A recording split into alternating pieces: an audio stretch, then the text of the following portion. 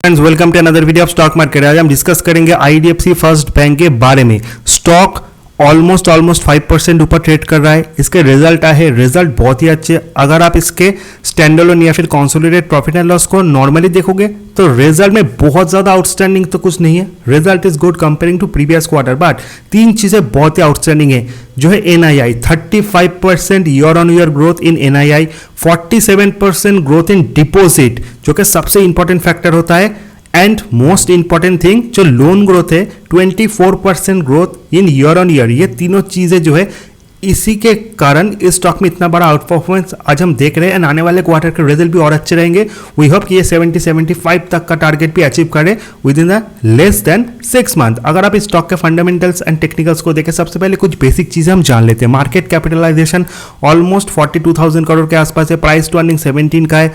अगर आप इस स्टॉक के एवरेज ब्रोकरेज टारगेट देखें वो 68 है, जो कि और भी ज्यादा इंप्रूव हो गए इन अपकमिंग डेज। एंड जो प्रेजेंट इस स्टॉक का प्राइस है वो ऑलमोस्ट 52x हाई के करीब है। 52x और 30 के आसपास है, यानी एक साल में स्टॉक का जो रिटर्न है बहुत अच्छा है। एक टाइम तक स्टॉक 45-50 के करीब ट्रेड कर रहा था, वहाँ से नीचे आया, फिर स्टॉक ऊपर गया। सो डेफिनेटली ये बहुत ही बड़ा आउट परफॉर्म होने वाला है एंड अपकमिंग ईयर्स में तो ये 100 की तरफ का भी मूवमेंट देगा। नाउ सबसे पहले हम रिजल्ट को एनालाइज करेंगे। अगर आप इस स्टॉक के रिजल्ट को देखोगे मार्च क्वार्टर के, जो रेवेन्यू है वो क्वार्टर ऑन क्वार्टर बेस पर ऑलमोस्ट 500 करोड़ इंप्रूव हुआ है, 6,424 करोड़। जो एक्सपेंसेस है वो भी थोड़े बड़े, 3,901 करोड़। इस कारण जो फाइनेंशिंग प्रॉफिट है वो comparing to -326 crore comparison 303 crore negative आया है। बट अगर हम इस स्टॉक के अदर इनकम के फैक्टर को देखें वो भी इंप्रूव हुआ है, 1,152 करोड़ से 1,398 crore. Profit before tax 1,094 crore versus 827 crore, and जो नेट प्रॉफिट है आफ्टर टैक्स वो है 816 करोड़ वर्सेस 617 करोड़। यहाँ पे अगर आप सिर्फ नेट प्रॉफिट को देखोगे वहाँ पे आप देख सकते हो कि ऑलमोस्ट 200 करोड़ का जंप है। बट अगर हम अदर इनकम के फिगर को देखें वहाँ पे भी ऑलमोस्ट 250 करोड़ का जंप है। सो ओवरऑल जो नेट प्रॉफिट है वो बिल्कुल फ्लैट है comparing to previous quarter. But last 3-4 quarter से देखें तो आउट परफॉर्मेंस हम देख सकते हैं। दिसंबर क्वार्टर का रिजल्ट तो एक्सेप्शनली वेल था। सो कंपनी का रिजल्ट में खराब कुछ नहीं है, डिसअपॉइंटमेंट कुछ नहीं है। कंपेयरिंग टू प्रीवियस क्वार्टर मुझे रिजल्ट जो है वो फ्लैट रहे in the net profit perspective. But अगर आप वहीं पे इसके एनपीए को देखोगे तो ग्रॉस एनपीए 2.51% आया comparing to 2.96%, that is a big achievement. And net NPA below 1% आया, 0.86% comparing to 1.03%।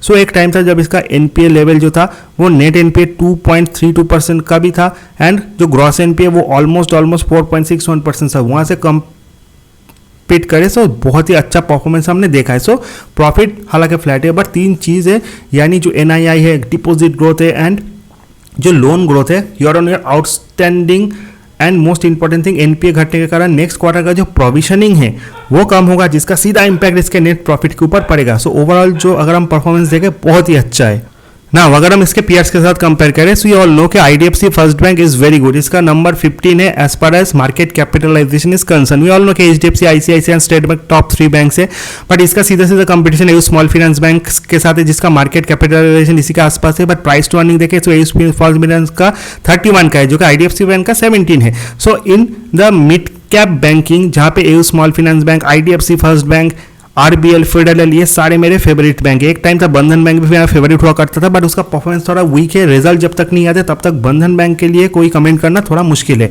And in the government bank जहाँ पे bank of Baroda is another very good bank. So इन सारे बैंक्स के ऊपर आपको नजर रखना है। इंडोसिंड बैंक का भी परफॉर्मेंस बहुत ही अच्छा है। सो सारे बैंक्स में आपको एक पोर्टफोलियो बनाना है जहाँ पे मिनिमम 10 बैंक आपके पास होने चाहिए, जहाँ पे top 5 large cap and mid cap small cap में भी 5 बैंक आपके पोर्टफोलियो में होने चाहिए। So that is all about fundamental. Now अगर हम सीधे टेक्निकल्स की तरफ मूव करें, टेक्निकल पे सबसे इंपॉर्टेंट होता है RSI, MFI, relative strength index and money flow index, जो शॉर्ट टर्म स्टॉक के मूवमेंट को बता रहा है। 70 के ऊपर स्टॉक ओवरबॉट होता है, 30 के नीचे stock oversold.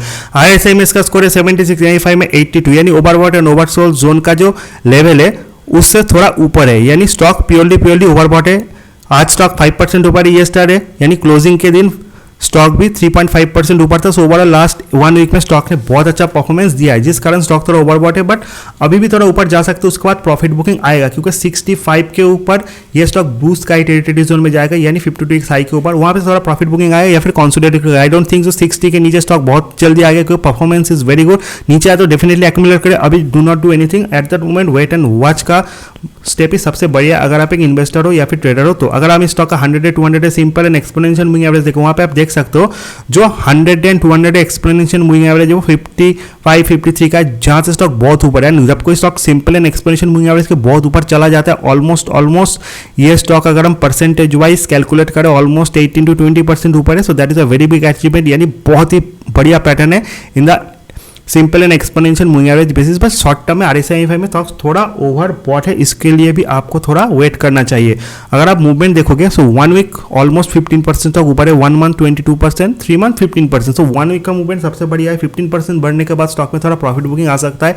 I am not saying that अभी आएगा, थोड़ा 5% यहाँ से भी बढ़ सकता है, बट वहाँ पे जाकर आपको प्रॉफिट बुकिंग करना ही करना है। थोड़ा करेक्शन के बाद ही आपको बाई करना है। एट दैट मोमेंट बाइंग करना थोड़ा रिस्क की हो जाता है। अगर आप एक ट्रेडर हो तो, इन्वेस्टर के लिए तो किसी भी लेवल पे आप बाई कर सकते हो, बट अगर आप एक इन्वेस्टर हो तब भी 100 रुपीज़ आपके पास है, पूरा इन्वेस्ट अभी मत कीजिए, 30% अभी इन्वेस्ट कीजिए, रिमेनिंग जब 60 के करीब आएगा तब भी आपको इन्वेस्ट करना है। टेक्निकली अगर रेजिस्टेंस एंड सपोर्ट देखें तो डेफिनेटली 66 के ऊपर stock blue sky territory zone में जाएगा, जहाँ पे इसका कोई रेजिस्टेंस नहीं हुआ।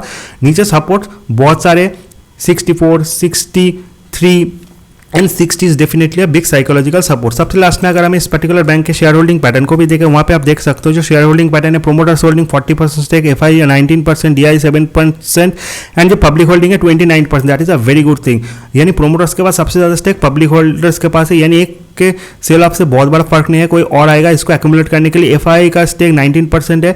FI का स्टेक अगर बहुत ज़्यादा होता है so definitely FI sell off में स्टॉक बहुत गिर भी जाता है। हालांकि FI बाइंग में स्टॉक का मूवमेंट भी अच्छा होता है, but definitely in this particular stock public holding ज़्यादा होने का बहुत ही ज़्यादा एडवांटेज जो छोटे शेयर होल्डर्स हैं उनको मिलता है। Definitely that is all about IDFC first bank. Result is very good and most important thing is that इनका जो परफॉर्मेंस है in NII, deposit and loan growth, that is exceptionally well. We hope आने वाला time ये और अच्छा return investor को देगा। वीडियो इन्फॉर्मेटिव अच्छा लगे, चैनल को लाइक सब्सक्राइब और शेयर करना बिल्कुल मत भूलिए। See you in the next video, till then good bye.